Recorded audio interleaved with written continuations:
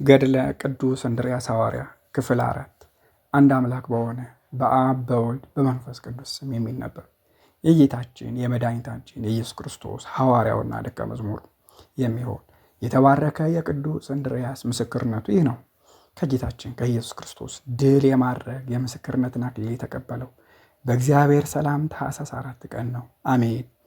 እንድርያስም አስከትያ፣ አርግያኖስ፣ ሱቆስ ወደሚባሉ ክፉ የሚሆኑ አላውያን ወዳሉባቸው እርስ በርሳቸው ወደሚጎራበቱ ሀገሮች ሄደ። እነርሱም በውስጣቸው የተቀደሰውን የወንጌል የምሥራች ይሰብክ ዘንድ ዕጣው ድርሻው በሆነች ሀገሩ በአንድነት ነበሩ። ይህችም ወደ እነርሱ ከሄዱባቸው የሀገሮች መጨረሻ ናት። ከዚህ ዓለም የሚለይበት ጊዜም ቀረበ።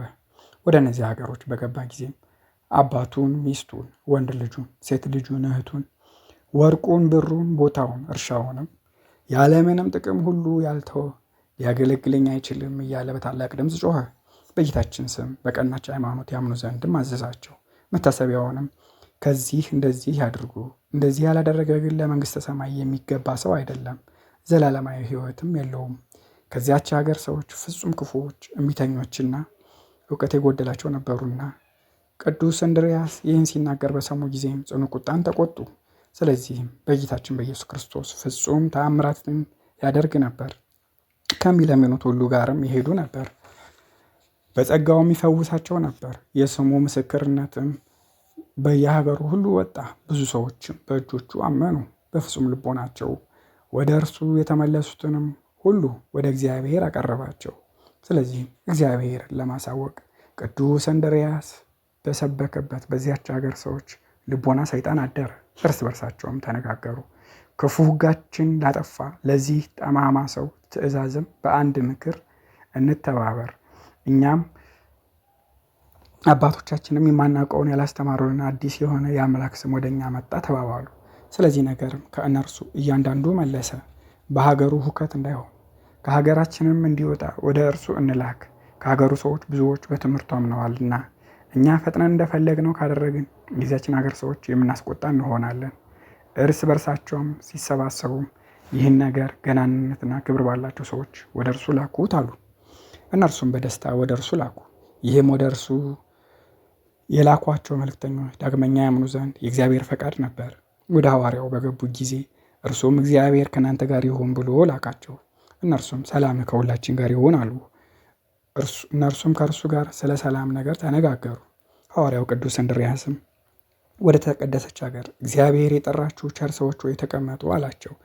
እግዚአብሔር ማወቅ ያገኘንብህ ቸር የምትሆን የአምላክ አገልጋይ ሆይ ይቅር በለን። ጻድቅ ሆይ በልባችን ሰይጣን በዘራው ክፉ ምክር በአንተ ላይ የመከርን እኛን ይቅር በለን። ጻድቅ ሆይ ሊገድሉት የሚሹትን የሚያድን ነቀፋ የሌለበት የበግ ምሳሌ ነህ በማለት መለሱለት። ወደ አንተ በተመለከትን ጊዜም ክፉ ሐሳባችን ሁሉ ከኛ ተወገደ። ልቦናችን እግዚአብሔርን በመፍራት ተደሰተች። እኛ ከሀገራችን እንድትገባ መክረናልና እኛ በልቡናችን ድንቁርና ሀገራችንን ታስታለህም ብለናልና አሁንም አንተ ከጠላት እንደምታድነን አመንን። ኃጢአታችንንም ይቅር በለን። ይቅር ይለን ዘንድ ወደ እግዚአብሔር ትለምንልን አለ። ቅዱስ አባታችን ሆይ ዛሬም ከአንተ የምንለይ አይደለም፣ ከደቀ መዛሙርትህ ትደምረን ዘንድ ከአንተ እንሻለን አሉ። ቅዱስ እንድርያስም እነርሱን ባረከ፣ በሰላምም ወደ ቤታቸው ላካቸው። ከእነርሱ እያንዳንዱ በጌታችን በኢየሱስ ክርስቶስ ማመንን ያደርጉ ዘንድ አዘዛቸው። እግዚአብሔርን እያመሰገኑም ከእርሱ ተለዩ። በሀገሩ መንገድም የእግዚአብሔርን ክብር እየተናገሩ ሄዱ። ቡሩክና ቅዱስ የሚሆን ሐዋርያው ቅዱስ እንድርያስንም ተለዩት። ክፉ ሰዎችም ወደ ቅዱስ እንድርያስ የላኳቸው መልክተኞች በሰሙ ጊዜ ፈጽመው ደነገጡ። እርስ በርሳቸውም ተነጋገሩ። እንድርያስ ወዳለበት ቦታ እንሄድ ዘንድ ተነሱ፣ ወደ ሀገራችን እንዳይገባ በእሳት እናቃጥለው አሉ። ከሚያምኑበት አንዳንዶቹም ይሰሙ ነበር፣ ከእኛ የተነሳም ይፈራሉ።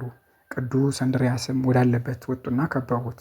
እኛ እናቃጥልሃለን፣ አንተም አትድንም አሉት። ቅዱስ እንድርያስም እነርሱ ክፉ ማድረግን እንዳፋጠኑ በተመለከተ ጊዜ ተመለከታቸው፣ በሰላምም አነጋገራቸው። ጠማማ የምትሆኑ ሰዎች ሆይ ሰይጣን ባስተማራችሁ የክፋት ሥራ ፈቃዳችሁን አትፈጽሙ፣ ወደ እግዚአብሔር ተመለሱ። ካልሰማችሁኝ አይሆንምም ካላችሁ በእሳት ታቃጥሉኝ እንደፈለጋችሁ እናንተንና ሀገራችሁን ለማቃጠል እሳትን ከሰማይ ይልክ ዘንድ እግዚአብሔርን እለምነዋለሁ። ከጌታችን ከኢየሱስ ክርስቶስ በቀር ሁሉ የሚቻለው ሌላ አምላክ እንደሌለ ታውቁ ዘንድ አላቸው። እነርሱም ጌታችን ኢየሱስ ክርስቶስን መሳደብ ጀመሩ። የተቀደሱ ሐዋርያትንም ተሳደቡ። ቅዱስ እንድርያስም እርሱ እንደተሳደቡ በሰማ ጊዜ ጽኑ ቁጣን ተቆጣ። ዓይኖቹንም ወደ ሰማይ አነሳ፣ እግዚአብሔርን ለመነው። አምላኬ እግዚአብሔር ኢየሱስ ክርስቶስ ሆይ ጸሎቴን ስማኝ። የተቀደሰ ስምህን የሚሳደቡ እነዚህ ክፉዎችን ያቃጥል ዘንድ ከሰማይ እሳትን ላክ አለ። ከዚህ በኋላም ቅዱስ እንድርያስ ጸሎቱን ፈጸመ። እሳትም ከሰማይ ወረደና እነዚያን ክፉ ሰዎች አቃጠላቸው። የቅዱስ እንድርያስ ዜናም በየሀገሩ በየአውራጃው ሁሉ ተሰበከ። የቀሩት ክፉ ሰዎችም አላመኑም፣ ነገር ግን ክፉ በማድረግ ፈተኑት፣ መከራም ጨመሩበት።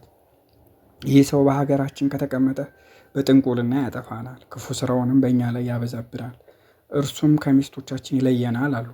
እነርሱም በምክርና በመልካም አነጋገር በመካከላቸው እንዲገኝ ወደ እርሱ ላኩ።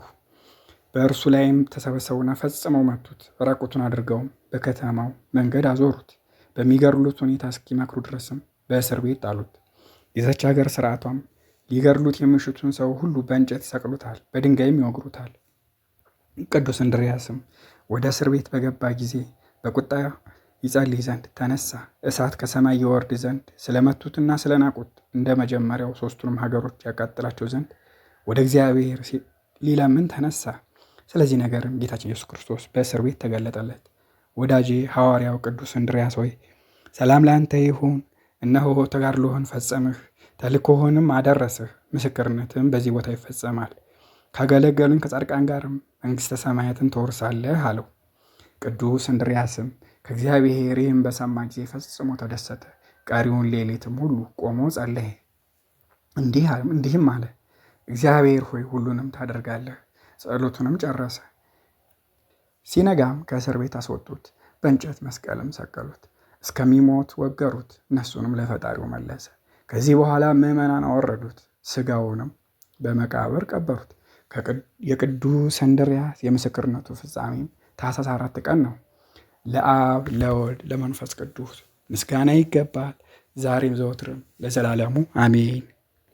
በእንተ ሐዋርያት የ12ቱ ሐዋርያትና ከ72ቱ አርድእት የሚሆኑ የቅዱሳን ገድል በዚህ ተፈጸመ። 72ቱ ደቀ መዛሙርትም ጸለዩ። እኛ ስለ ስምህ ደከምን፣ ተገረፍን፣ ዋጋችን ምንድን ነው ብለው ጸለዩ። ጌታችንም በማይታበል ቃሉ በኋለኛው ዘመን በግልጥ ታርፋላችሁ አላቸው። በጸሎታችን የሚታመን መታሰቢያችንን የሚያደርግ የገድላችን መጽሐፍ ያጻፈስ ዋጋው ምንድን ነው አሉት። ጌታችን ኢየሱስ ክርስቶስም በኋለኛው ዘመን ከእናንተ ጋር በግልጥ ይኖራል አላቸው። ዳግመኛም ጌታችን ኢየሱስ ክርስቶስ 12ቱን ሐዋርያት እንዲህ አላቸው። በጸሎታችሁ የተማመነ መታሰቢያችሁን የገድላችሁ መጽሐፍ ምስክርነታችሁን ያስጻፈ በኋለኛው ዘመን ከእናንተ ጋር በግልጥ ይደሰታል።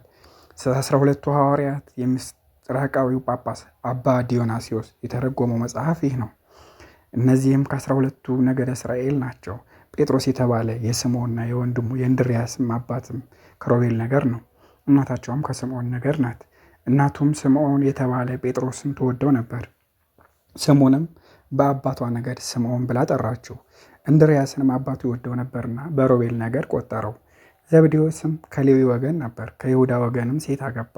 ሁለት ልጆችን ያዕቆብና ዮሐንስንም ወለደ። ያዕቆብንም አባቱ ይወደው ነበር፣ በአባቱ ነገድ በሌዊም ቆጠረው። ዮሐንስንም እናቱ ትወደው ነበር፣ በአባቱ ነገድ በይሁዳም ቆጠረችው። ስለዚህም ወደ ጌታችን ወደ ኢየሱስ ክርስቶስ አመጣቻቸው። ከይሁዳ ወገን ናትና ክርስቶስም በሥጋው ከይሁዳ ወገን ነውና፣ ስለዚህም የነጎድጓድ ልጆች ተባሉ። እነርሱም ከቤተ ክህነትና ከቤተ መንግሥት ናቸውና። ፊልጶስም ከዛብሎን ወገን ነው። በርቶሎሜዎስም ከንፍታሌም ወገን ነው። ጥንቱንም ስሙ ዮሐንስ ነበር። ስለ ዮሐንስም ጌታችን ወዳጄ የዘብዴዎስ ልጅ በማለት ስሙን ለወጠው። ማቴዎስም ከይሳኮር ወገን ነው። የእልፌዎስ ልጅ ያዕቆብም ከጋድ ወገን ነው። ቀናተኛው ታዲዮስም ከዮሴፍ ወገን ነው። የቀሌዮጳ ልጅ ስምዖንም ይህ ናትናኤል ነው። ይህም ከብንያም ነገር ነው። ያስቆሮቱ ሰው ይሁዳም ከዳን ወገን ነው። ዳን ወንድሙ ዮሴፍ ለ20 ብር ሸጠው። እንደዚሁም ሁሉ ይሁዳም ጌታችንን ለ30 ብር ሸጠው።